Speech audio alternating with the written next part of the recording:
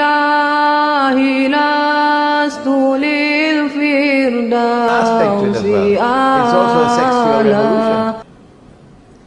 When women are dressed and yet naked,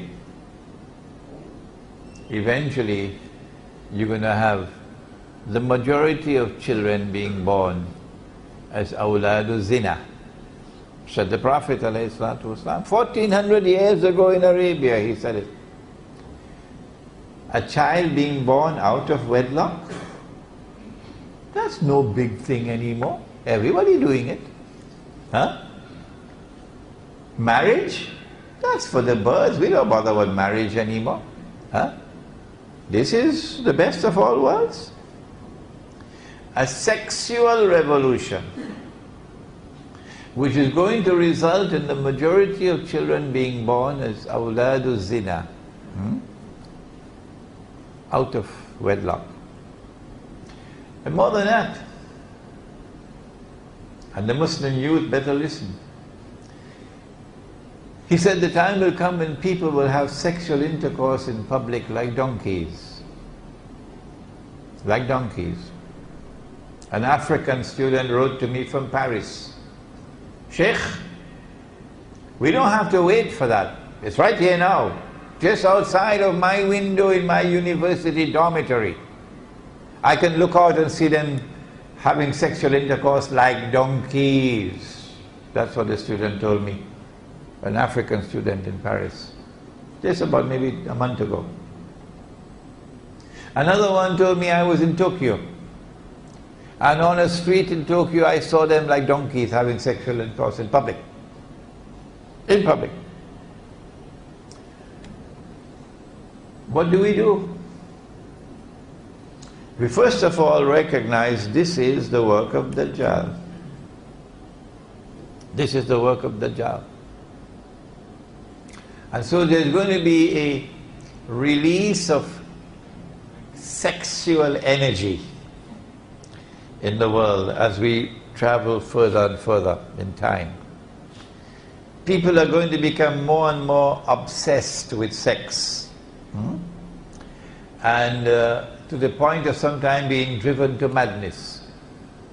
And so we see the incidence of rape increasing all over the world. Rape, women being attacked. We see the incidence of casual sexual relations. Women exposing their bodies. And Allah has created the woman as the most beautiful thing in the whole world for a man. No man will dispute that. The most beautiful, the most precious thing in the whole world for a man is a woman. Yes. So when women expose themselves, they're dressed and yet naked. All of this is being exposed to excite men, to lure men into sin. You remain in the midst of all those women who are dressed and yet be naked.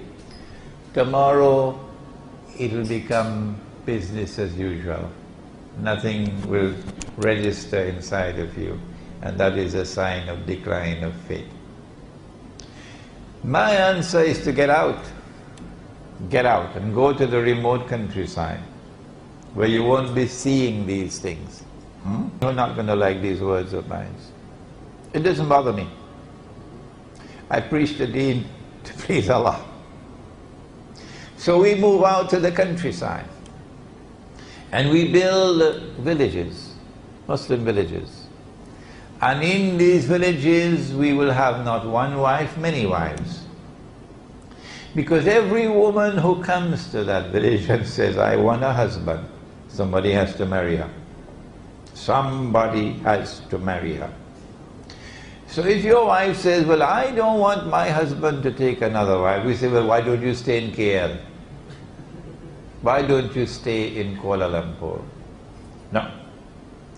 Allah has permitted plural marriages. And plural marriages has more than one benefit in it. It is not that plural marriages helps to provide husbands for so many women who otherwise would not have husbands. It is not that plural marriages help to provide maintenance for women and children who otherwise would not be maintained. But plural marriages has an impact on the masculinity of the male. Plural marriages has a positive